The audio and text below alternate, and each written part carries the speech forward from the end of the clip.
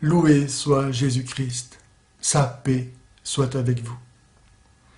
Beaucoup de gens ne comprennent pas aujourd'hui, pas plus que hier probablement, le fait que les prêtres catholiques de rite latin soient voués au célibat, ou que des religieux, des religieuses se vouent eux-mêmes librement à demeurer célibataires. Et certains, dans l'Église, voudraient qu'on abolisse, voire simplement qu'on relativise l'exigence du célibat pour les prêtres, au motif que ainsi, probablement, on aurait plus de candidats au sacerdoce, ce qui n'est pas du tout évident.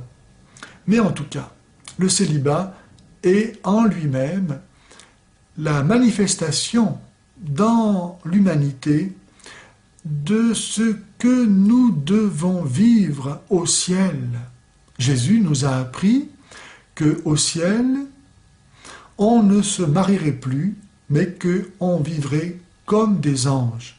Et en effet, ici-bas sur terre, ayant été créés soit homme, soit femme, le mari et la femme cherchent l'un dans l'autre la part d'humanité qu'ils n'ont pas, afin qu'ensemble, vivant l'unité, ils atteignent à la plénitude et donc à la joie et au bonheur.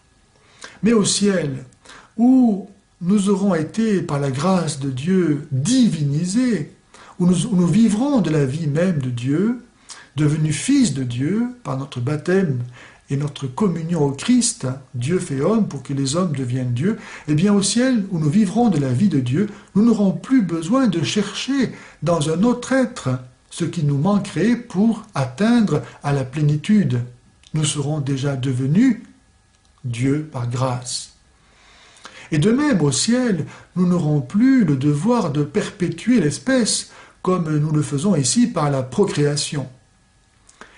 Donc, le célibat des prêtres est la manifestation sur la terre de cette vie du ciel.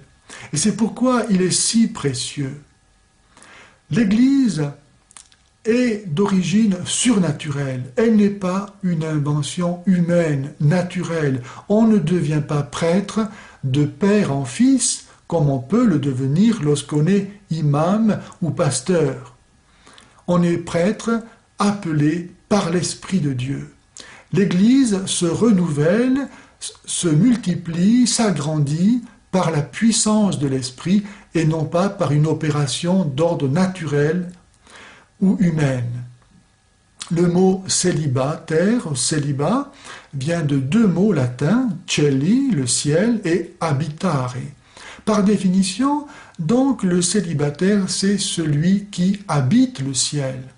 Et moi-même, par mon célibat, eh bien, j'annonce ce Dieu qui est amour, auquel je crois, en montrant que si je suis heureux, alors que naturellement ce n'est pas possible pour un homme d'être heureux sans recevoir l'amour d'une femme ici-bas, car Dieu nous a fait comme cela, si donc je suis heureux sans vivre une relation amoureuse, c'est que je reçois mon bonheur de quelqu'un d'autre.